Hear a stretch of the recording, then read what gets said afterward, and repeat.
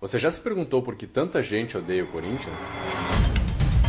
Se você não sabe, provavelmente não acompanha o futebol. Mas sabe que até mesmo quem não é fã do esporte também é vítima dessa instituição mais corrupta do futebol brasileiro. Depois da CBF, é claro. Este vídeo mostrará como funcionam os esquemas espúrios que envolvem os dirigentes corintianos. Como o Corinthians comprou a taça de campeão brasileiro em 2005? Com a palavra, Alberto Dualib, então presidente do Corinthians. Como é que ganhou no passado? Ganhou, mas olha, se não tivesse aquela anulação de 11 jogos, nós estamos fora, porque campeão de fato e direito seria internacional. Porque os últimos 5 jogos, nós temos 14 pontos na frente e chegamos, entendeu? Com 1 ponto só, roubado. Sobe Tinga e Fernandão lá dentro da área. Olha o Tinga! E o pênalti ou não? E aí, Arnaldo? Ele não vai dar um pênalti, vai dar uma bronca no Tinga, vai expulsar o Tinga. Olha só o Fábio entrando lá no alto. Acerta o Tinga, pênalti. Tudo bem. Ele errou. Ele vai... Agora é brincadeira expulsar o Tinga, né? Exato, ele vai dar um amarelo no Tinga, né? O time que simulou. Olha o pênalti claro. Como o Corinthians comprou a taça da Copa do Brasil de 2009? Quem explica é PVC, comentarista da ESPN Brasil. Para quem chegar, chega o Ronaldo, protege, procura alguém, grande jogada, foi pro chão, deu pênalti! Pênalti para o Corinthians, pênalti em cima do Ronaldo! A reclamação dos jogadores do Atlético Paranaense. Numa jogada sensacional do Ronaldo na grande área. Ele domina, dá um toque de calcanhar e aí se joga, PVC. É o 4º pênalti marcado para o Corinthians na Copa do Brasil. É o 4º pênalti inexistente.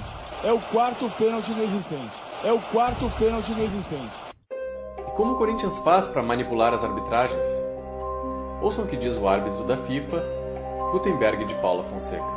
Por que a orientação de ligar para o Sérgio Corrêa, por exemplo, depois da escala? Por que o árbitro tem que ligar para o Sérgio Corrêa antes de apitar um jogo? Isso não te parece um pouco estranho? Ô Fernando, olha só, eu entrei na CBF em 2004.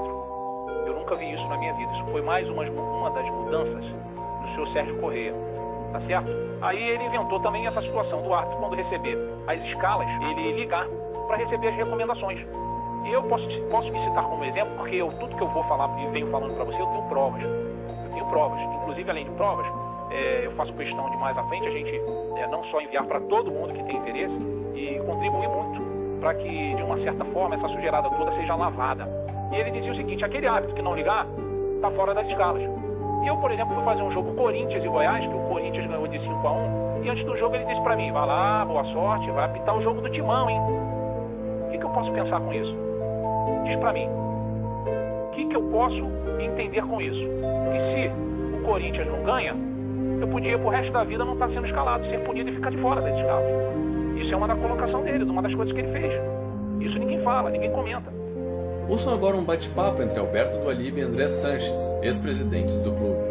Nessa conversa com Dualib, André Sanches se mostra inseguro com o que vai dizer a Polícia Federal e pergunta o que fazer. Então, eu queria falar com o senhor Oconese aí, pra ver que eu tenho que ir na Federal amanhã, né? Pra gente falar, pra mim falar a mesma coisa que o senhor vai falar. Que você sabe que eu até vou adiar meu depoimento. É bom também fazer isso, adiar também. Nós temos que falar com Londres para dizer o que eles falaram lá quando eles foram lá. O que eu quero é que a gente fale a mesma coisa junto para não dar problema, né? Se o senhor falar o que o senhor não falar, eu vou falar. Até mesmo você é vítima desses esquemas, mesmo que não acompanhe o futebol. Veja como. André Sanches virou um personagem importante não apenas para o Corinthians, mas para a estrutura de poder do futebol brasileiro. Ele hoje é o parceiro preferencial de Ricardo Teixeira, o chefe da CBF. Não foi por acaso que o presidente do time mais popular de São Paulo votou de acordo com os interesses de Ricardo Teixeira e da TV Globo na eleição para o Clube dos 13. Um dos candidatos era Fábio Koff. Prometia uma negociação dura pelos direitos de transmissão do Campeonato Brasileiro.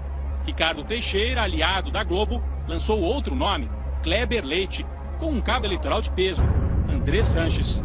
Kleber perdeu, mas Andrés foi premiado pela lealdade. Virou chefe da delegação brasileira na Copa da África do Sul. Em 2011, devolveu a gentileza, rompeu com o Clube dos 13 e anunciou que negociaria diretamente com a Globo os direitos do Brasileirão. Em maio, no encontro com dirigentes, nem fez cerimônia. Sou amigo do Ricardo Teixeira mesmo, sou amigo da Globo mesmo, apesar de ser gangster, sou amigo de não sei de quem.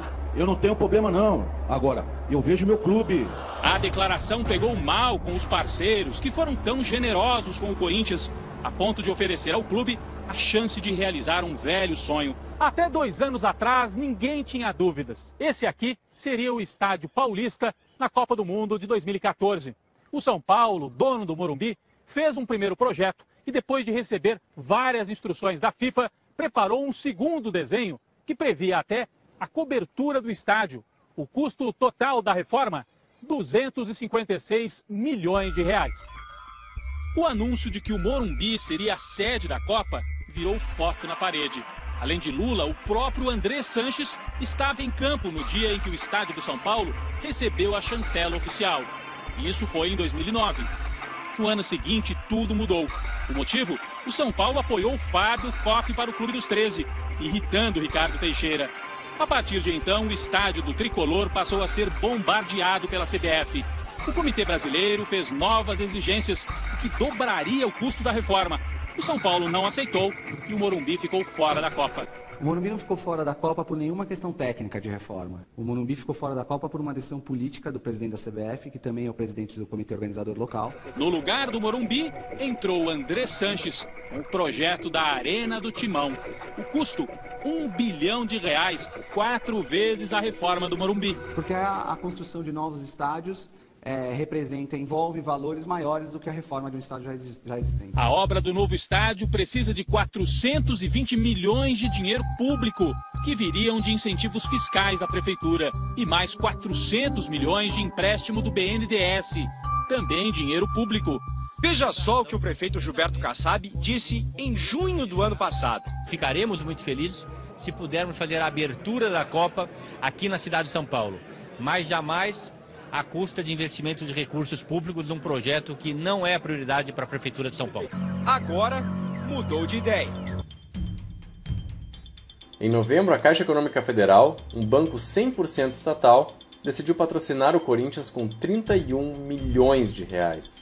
Por que justo uma estatal achou válido tal investimento?